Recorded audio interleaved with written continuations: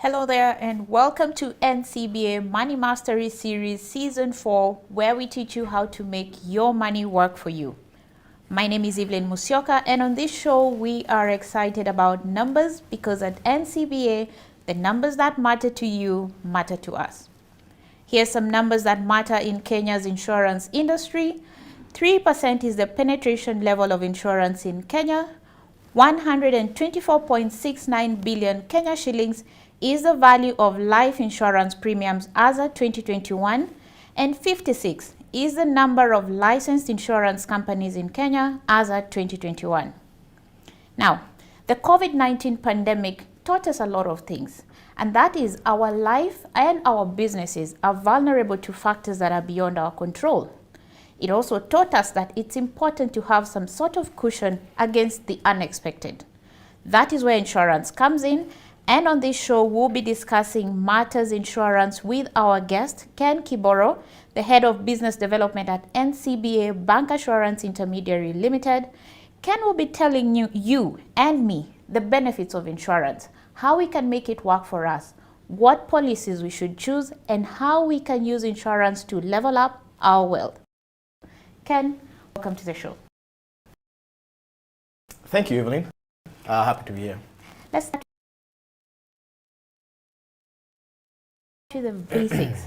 What is insurance? To me, preservation of wealth. Yeah, and what do I mean by that? The West also generate wealth, generation and the next. All right. That 3% is the penetration level of insurances in Kenya. Why is the number so low? That is the million-dollar question. Right, and from where I see, there are a number of reasons why. Right, and there are about 3 reasons. Is the knowledge, right? People are not aware of insurance, not only about insurance, but how insurance works, what the values of insurance are, what the benefits are. Number 2 is and I place the blame in the insurance industry. We do a very poor job in terms of explaining how insurance works, what insurance is, and so we use big words and we use complicated and complex language, and a lot of people are unable to then relate insurance is and what it does, right? And number 3 is distribution. So in terms of distribution, you find that insurance is largely concentrated in the large cities, right? We have Nairobi, we have Mombasa, we have Kisumu, and the large cities. So you find a majority of the country, rural areas and the like, the insurance penetration is very low. But we're doing a much better job, as you see. This is an area that we're seeing a bit of traction, closing that gap. All right. You've mentioned that insurance preservation of wealth. What does that mean really for the viewer who's not aware of the meaning? I think the best way for me to answer that question is by giving you an illustration, right?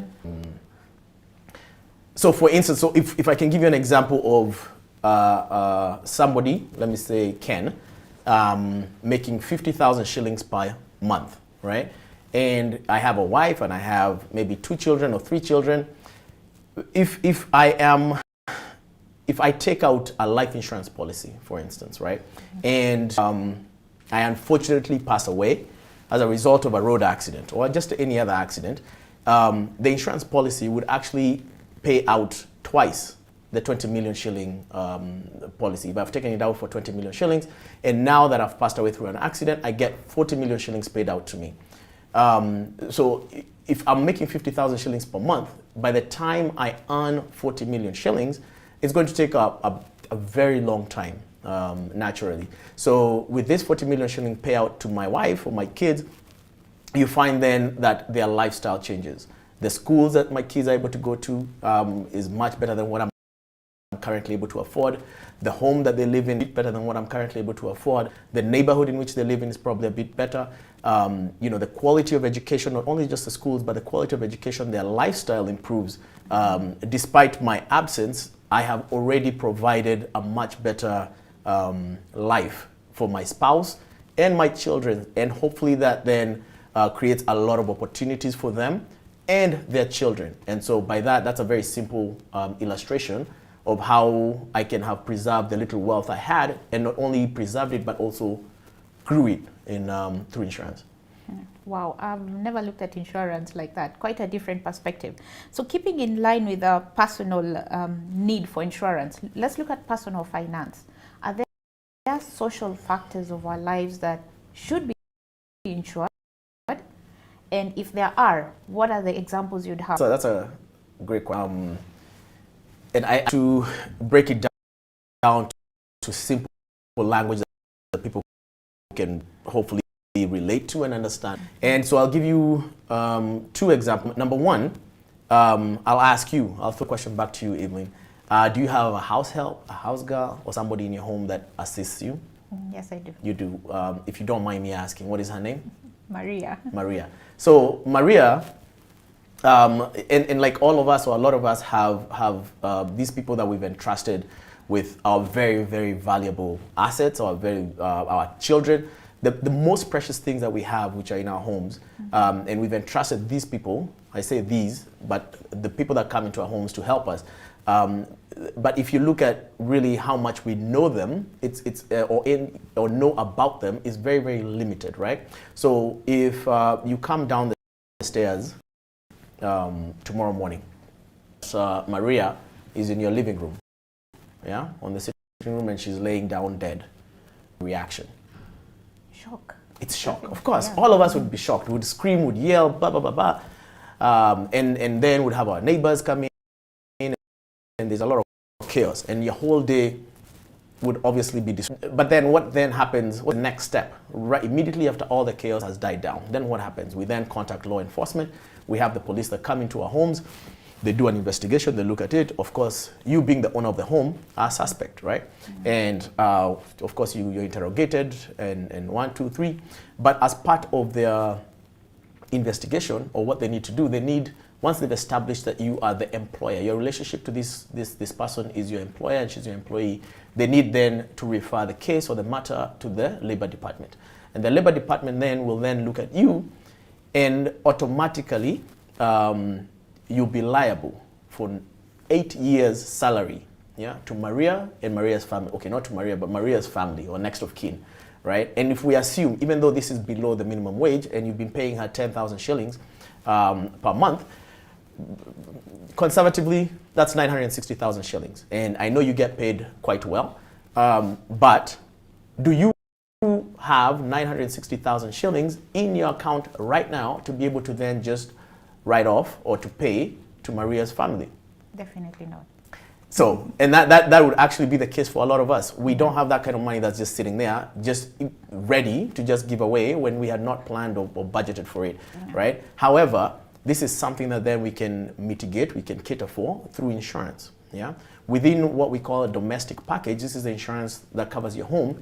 There is a provision for you to then cover your staff under the WIBA provision, for you to be able to cater for any injuries, disabilities, or death should the people within our employment pass away, right? And if you have that, and do you know what the cost is?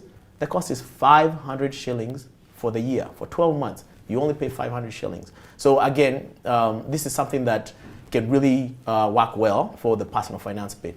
So that's one illustration. So allow me to just give you 2 or 3 others very quickly. Number one, we have something that where we have, during COVID-19, a lot of people got laid off. A lot of people lost their jobs. But again, we have insurance policies that then cater, that will pay as an income replacement for the duration of time that you're not employed, up to 9 months. We have insurance policies that are available. And the beauty about it is that they're very, very affordable. So for the cost, and allow me to use this example, but for the cost of 2 beers, which is about 500 shillings or so, on average, you're able to cater for your expenses or your income in case something happens and you lose your job. Number two, there are a lot of lifestyle changes that have occurred. And so you hear more and more people are getting diseases, critical illnesses, right? What we call them in insurance, critical illnesses. So if Ken gets a heart attack, Ken gets a stroke, yeah? Ken is diagnosed and requires a kidney replacement. We have very, very affordable I'm talking about, 1,000, 2,000 shillings for the year, that then just, not for treatment, but just for the fact that my life will be impacted, the insurance pays me 2 million, 3 million, 4 million, 5 million shillings just because I've been diagnosed. And that, I'm sure all of us know somebody that's been impacted, somebody who could have used the 5 million shillings just because they were diagnosed. Yeah, and so I reiterate, we don't do a very good job explaining what benefits there are in insurance, what are available, what are the options available. And lastly, there's something to do with funerals. Yeah, if you're like me, I get a lot of requests every week where I have somebody's passed away, somebody's mom, somebody's dad, somebody's uncle, cousin, and we have all these contributions that we have to make. Yeah, and within insurance, in the insurance framework, we have policies that cater, that pay not only for myself if I pass away, but my wife, my children, my parents, and even my in-laws, should something happen within that framework. There's an insurance policy. And again, that is for about 500 shillings for the year. For the year. I spend 500 shillings in so many other ways. I certainly can afford 500 shillings just to pay for my family. If something happens to one of my family members, I don't need to go requesting for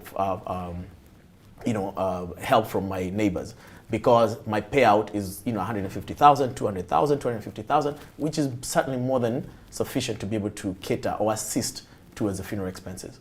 All right, Ken. I'm quite surprised not only by the options that are available, but also how affordable it is to get insurance. Yeah. Right. All right. So let's look at the business side of it. Say I have a business and I need to get a cover. What options do I have beyond the covers that are stipulated by law? That's a great question. Now, what generally happens is it's depending on the industry that you're in, depending on the business that you're in. We have so many policies that are available. So in case if you're a doctor, if you're an engineer, if you are an architect, if you're in these licensed professions, then of course we have those covers that will cater to your business. We call them professional indemnity covers. If you are in construction, if you're in, that's another set of policies that then we can discuss with you. If you're in logistics, if you're in transportation, that's another set of customized policies for you. If you are in healthcare, you are a nurse, you're a doctor, you have a hospital or a clinic. That's a set of policies that we have for you. Mining, that's a separate type of covers for you. So depending, if you're in hospitality, you have a hotel, whether it's a small one or a big one, we have a separate set of customizable benefits and policies that then speak specifically to what you do and what can protect you and can best speak to your industry. All right, Ken. So let's zoom into that. I read a report by the National Construction Authority, NCBA, and it listed that a shocking 87 buildings collapsed between 2013 and 2018. And out of those, 21 collapsed in 2015 only. How can insurance mitigate this? Another good question, I mean. So if you look around, just look all around us. Yeah, there's so many. Yeah? And we have a really good example about this. I know a gentleman who just recently actually, who has constructed a very, very big building.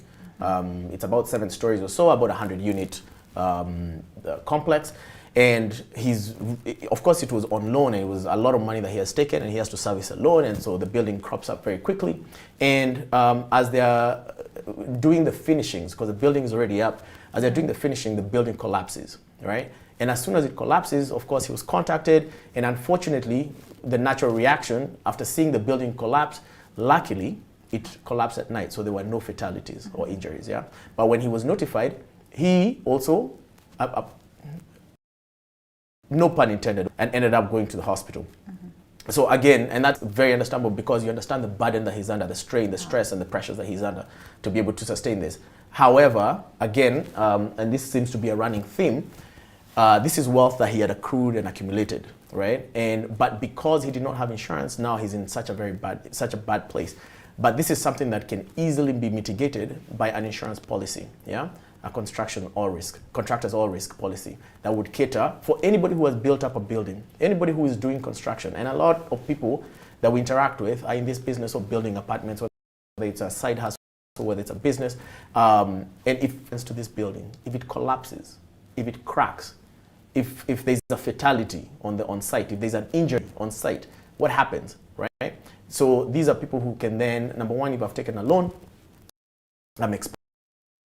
If this is my own investment, this is my cash investment, I'm at a very disadvantaged position. Not even mentioning the number of people who can then have the right to come after me, from a liability perspective. And this is something that can be easily cured with a very simple insurance policy that we have.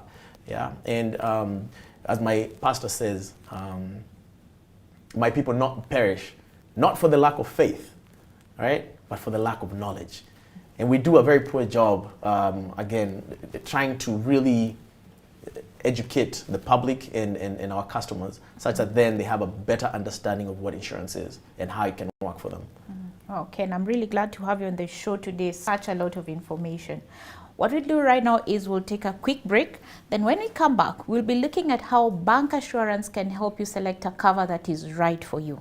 But also when we come back, we'll be looking at your comments and your questions. So keep sharing them on our various platforms, and then we'll look at them when we come back. Don't go too far.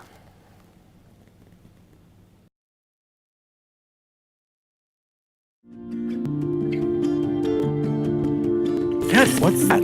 I brought you a small bonus. Bonus for what? Daddy said you helped us get a house, a car, and Mommy's business. But I only helped them get the loans. You did more than that. You got us 299 family dinners, 64 kisses on the cheek, 12 road trips to see Grandma, 42 jokes from Daddy, 49 laughs from Mommy. In over 60 years of dealing with numbers, we've learned that the numbers that matter the most to you are the ones that matter the most to us. NCBA Bank. Go for it. Welcome back to Money Mastery Conversations from NCBA, the bank that says go for it. We've been speaking to Ken Kiboro, the Head of Business Development at Bank Assurance Intermediary Limited. And for the second part of the show, we look deeper at the topic. So Ken, the options for insurance companies are as policies. So when we want to pick an insurance company to work with, what would we need to look at? Thank you. Thanks for that question. So generally there are two. There are a few factors. So I'll try and limit to 2 or 3. Number one, you want to look at the reputation of the insurance company, right? You want to ensure that it's something that gels and aligns with your expectations in terms of not only name recognition, but you also want to look at the liquidity of the company, right? Is this a company that is able to pay your claims at the point of need? At the point of claim, do they have enough liquidity to be able to not only pay your claim, but also treat you well, right? And that's where again we have some challenges in the insurance industry. Are we able then to, number one, do you know where they are? Are you able to pick up the phone and call the company? And will somebody answer on the other line? Are you able to go to their offices? And will you speak to a live person, right? And if you have a problem, if you have a challenge, are you able to then locate the office? Are you able to have a contact that the insurance company? That's number one with the insurance companies in terms of reputation and liquidity. And then, of course, you also want to look at cost, right? And it's striking a balance, yeah? And in insurance, naturally, what happens is if I give you a quotation, you want to look at the cheapest quotation and go with it, close the deal, and move on with your businesses. However, let me go back to the illustrations I give, right? And I can give you 2 fish, right? On the road. I'm on the road and I'm on the roadside, I'm selling you 2 fish. And one of them is 100 shillings and one of them is 10 shillings. Yeah? They look identical from the outside. So, are you comfortable? I know, ideally, most of us will want to take the fish that's 10 shillings. Yeah, and save 90 shillings. However, why is it 10 shillings? Ask yourself, pause for a second. Why is it 10 shillings and this other one is 100 shillings? Yeah? Are you comfortable eating a 10 shilling fish? Are you ready for the repercussions of eating a 10 shilling fish? Not yeah? really. Not really. So you could eat 10 shillings, you'll save 90 shillings, but how much are you going to spend when you get hospitalized, when you get sick, when in terms of medication, in terms of hospitalization, in terms of the experience of enjoying the fish, right? And so that's just a small analogy in terms of what insurance policies are. So make sure when you're sitting down with the insurance advisor or the insurance companies, why? Take the time, take the additional minute to be able to understand what the differences are and why is one X amount more times than this other one, because sometimes cheap can be very expensive in the long run. I'm not saying pay for the most expensive, however, strike a balance between cost and benefits. Yeah. All right. We see a lot of banks operating in the insurance space. So what are the real benefits for someone who wants to take insurance through a bank via bank assurance? Okay. So one thing you can be assured of is, so there are a number of benefits, but one of the things that you can be assured of, if you come to NCBA, for instance, you know where we are. We are across the country. So if you go to Nakuru, you go to Narok, you go to Kisumu, you go to Mombasa, you go to Kiambu, there's an NCBA branch, right? And you can walk in and you'll find somebody that will assist you. And you have an insurance person there that can assist you and walk you through what insurance policy, whether there's a problem or not. You know, you can trust NCBA, you can trust the bank. Yeah, that's number one. Number two, that's a two-in-one question because our locations are all over. Number two, you can trust the name. Number three, we don't partner with all insurance companies. Yeah, we vet the insurance companies to ensure that not only are they reputable insurance companies, but they're companies that live up to our standards, our high standards that we've already set, right? And lastly, we know you as our customer. Yeah, we know your income, we know your expenses, we know where your money comes and goes, and we know you 100%. And so what we try to do then is to be able to offer a 360-degree holistic view and financial solutions for you. We want to provide solutions for you that speaks to you 100%. If you walk into any branch, we want to give you a loan, we want to do your banking, we want to provide you credit, we want to provide you insurance, we want to provide you a loan for that asset that you may require, and if you need any investment solutions, we also want to do that for you. So these are all things those are the benefits of going to bank assurance versus any other broker or agent out there. Right, quite comforting, Ken. The other question that I would ask is, would I need to walk in with some money in those banks to get the services? Absolutely not. So we're one of the areas where we pride ourselves in is the ability to provide advice. Yeah, we give you free consultation, free advice at absolutely no cost. As I said previously, we have branches all across the country, and you can walk into any one of those branches, and you'll be able to have an insurance professional sit you down, walk you through your business, walk you through your needs and be able to provide you a solution. Again, with a view of a 360-degree, with the benefit of looking at you 360 degrees, having really understood who you are and at zero cost. Great. To listen to our viewers right now, we have a couple of questions that are coming in. So our first question, our viewer asks, can they cancel a policy if they're not satisfied with the terms and the conditions? The short answer is yes. So to give you a very, again, I believe in giving examples so that I think we're able to communicate. If you have a policy that you have paid 120 shillings, right, and that's assuming 10 shillings for each month, and you cancel, and you took the policy out in January and you want to cancel it in June, that means that 6 months you've utilized and now you want to cancel, you can cancel, and as long as there is no claim, you're able to then recover the last 60 shillings of the remaining period in the policy. Great. There's another a question that almost builds onto that. It says, if I'm unable to pay my premiums, is there a payment plan?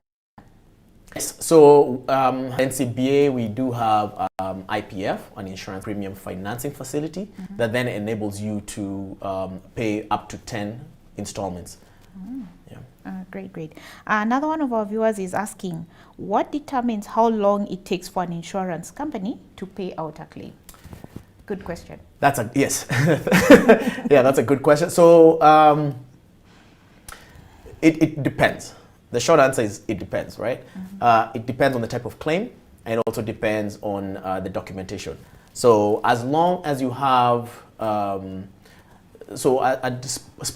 spoken earlier in terms of an expense or a last expense policy, when there's a death involved, usually as long as you have the birth certificate permit, within 48 hours you should be able to receive your payment, all right? But for other claims, require proper documentation. As long as you have the proper documentation compiled and submitted timely, then the claim turnaround period should be very, very short.